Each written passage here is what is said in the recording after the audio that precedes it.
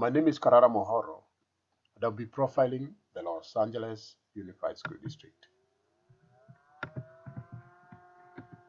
The Los Angeles Unified School District is the largest in the United States with more than 655,000 students compared to New York with 1 million or over 1 million students. There are more than 31,000 teachers in the Los Angeles Unified School District compared to 75,000 in the New York Department of Education. Also, there are more than 1,100 schools in Los Angeles, the Los Angeles Unified School District, compared to New York with more than 1,700 schools. The total budget for the Los Angeles Unified School District for a period of 6 years, starting with 2013-2014 school year, is over $6 billion, which is almost $7 billion, compared to New York with a budget of $24 billion for a period of 6 years, starting with the 2013-2014 school year. This is demographic for the Los Angeles Unified School District, which will be our main focus. 72% Hispanic students, white 10%, African American about 9.5%, Asian American about 4%, and Filipino American 2.1%, 1% and 1% for Native American and Pacific Islanders, respectively. Once again, the total budget for the Los Angeles Unified School District for the 2013-2014 school year for a period of 6 years is about $7 billion. The leadership composition for the Los Angeles Unified School District involves the following. The defining characteristics of the Los Angeles Unified School District includes what is known as the School Site Council. What is that? What is the School Site Council? What does it do? We are going to look at that in more detail before we look at the testing or assessment format. The School Site Council is the Los Angeles decision-making body for consolidated application programs operated at any school to improve student academic performance. This is an example, the elementary configuration for School Site Council. It involves one principal and 3 teachers. Parents occupy a large part of the School Site Council, and then other can be nurse, doctor, or even a custodian, for example. Let's take a look at this table, which is defining the elementary configuration, which is more visible than the pie chart. Consider that, let's say you have 12 members in the council. 6 of those are parents, 1 principal, 1 other, nurse, doctor, custodian, and classroom teachers, 4 of them. If you have 14, then you have 7 parents, that's the 14 members of the council, 1 principal, 1 other, and then 5 classroom teachers. And this is across, but you can also have 4 classroom teachers when you have 14 members of the School Site Council. If you have 16 members of the of the School Site Council, then you must have at least 8 members of the parents, 1 principal, 2 other, nurse, doctor, or even nurse, 5 classroom teachers, or even 6 classroom teachers. The secondary configuration of the School Site Council includes 1 principal, 4 classroom teachers, 1 other, nurse, doctor, custodian. Here, the kind of a difference is given to differentiate the elementary configuration and the secondary configuration of the School Site Council. You have half of those are students and the other half are the parents.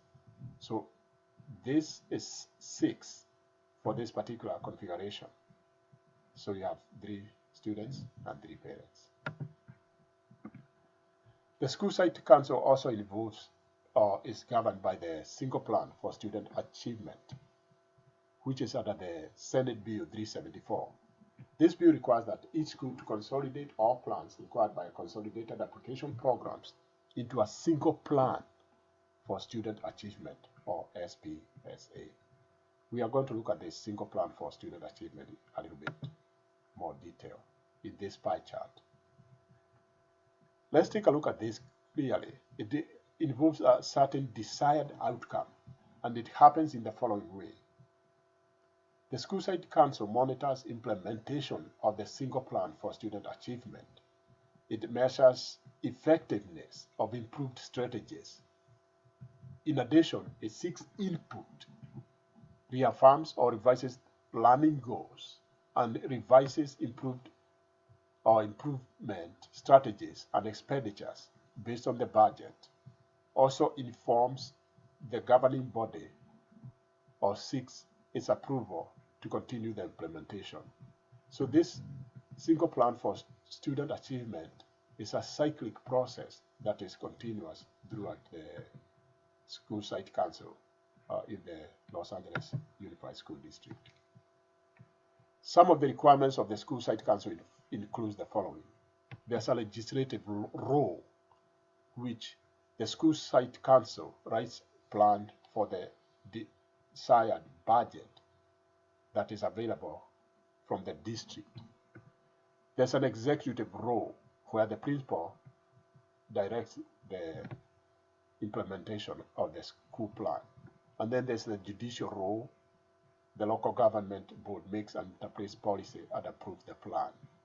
And then there's advisory committees, which indirectly connected or is indirectly connected to the School Site Council.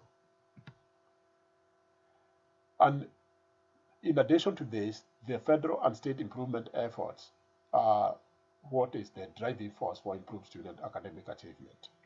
It involves the following two factors: the federal improvement efforts and the state improvement efforts. The federal improvement effort involves the Adequate Yearly Progress, AYP, in Elementary Secondary Education Act, which is also under the No Child Left Behind initiative. In addition, it also takes into consideration the annual measurable achievement objectives. The state improvement efforts involves two factors. They include Public School Accountability Act, the PSAA, and Academic Performance Index.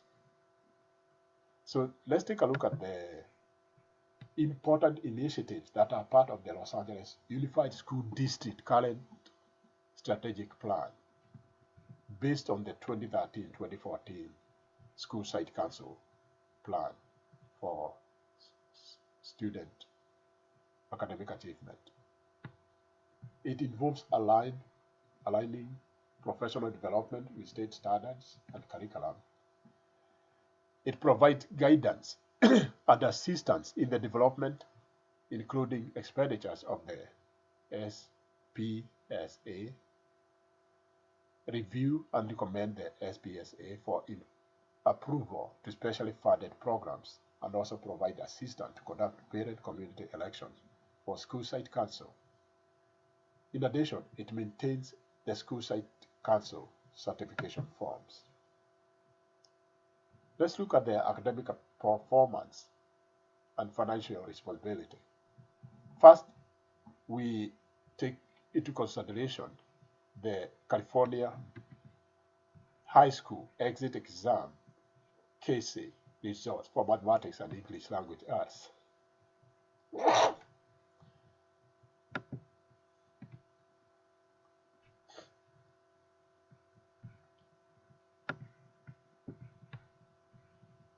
This is the California High School Exit Exam results for mathematics and English language arts for the 2013-2014 school year.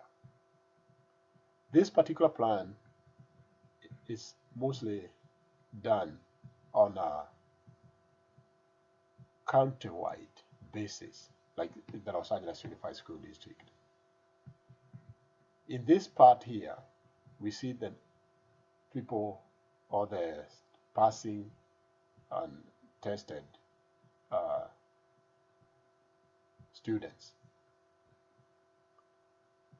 And here is the subject showing which subject was done: mathematics, English language arts, mathematics, English language arts. All students tested. This gives the total number of students tested. There are more than 1,600 students tested, and out of those, 414 passed the mathematics section of the KC, 407 passed the English language arts. Special education students, over 200 were tested, and 19% of the students passed the mathematics section. 288 were tested in English language arts, and 20% passed the English language arts section. English language learner, there were more than 633, and out of that, 20% passed the mathematics. Out of 1150, there were more than 1,600% who passed the English language arts. Some students have been reclassified for English proficiency. There were more than 179 who did the test, and 27% of those students passed the mathematics section, and out of those, 40% passed the English language arts. Then there's the economically disadvantaged and also not economically disadvantaged. A large number of them did the testing, and 29% of those students passed the mathematics, and just like the economically disadvantaged, over 30% passed the mathematics in those students who are not economically disadvantaged. Same thing happened with those students who had English language arts. Out of over 1,300 tested, more than 19% passed the English language arts, and 12% passed the English language arts for those not economically disadvantaged. So this is a data-driven district, and they also show the 2011 STAR testing results. We are not going to look at all the data, but just the number tested. There were more than 1 million tested, and students, and out of those tested in certain groups, you can see there's more information about this STAR testing. We're just gonna compare the data that is shown on the board for that section. This is the STAR system or test results for the entire district, and some from the rest of the countries, so that we have a large number of more than 1 million students. That means this is across countrywide, or across the United States, just for comparison purposes. We are not going to look at all every section of the data, just to mention that there is algebra, integrated mathematics, geometry, and general mathematics, and English language arts. In addition, there's world history, science, and biology, and chemistry, and earth science. So the data is based on the statewide comparison, and is data driven for the Los Angeles Unified School District. Here we have some questions that I want to talk about. What are the defining characteristics of the district? They include unifying vision, identity, rigorous standards-based curriculum, equity and access, personalization, accountability, and distributed leadership, collaboration, parent and community, professional development. The implication for these data for district stakeholders include district consideration to be data-driven. Data is the main driving force for implementing the type of curriculum that addresses academic success of all students in the district. and the budget for the district is distributed to all the schools with respect to the population and academic needs of the students. Therefore, the district allows a bridge.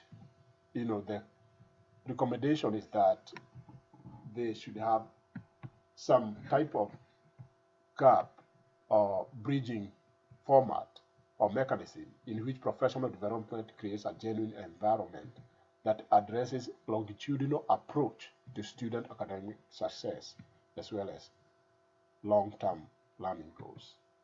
These are the references for the presentation.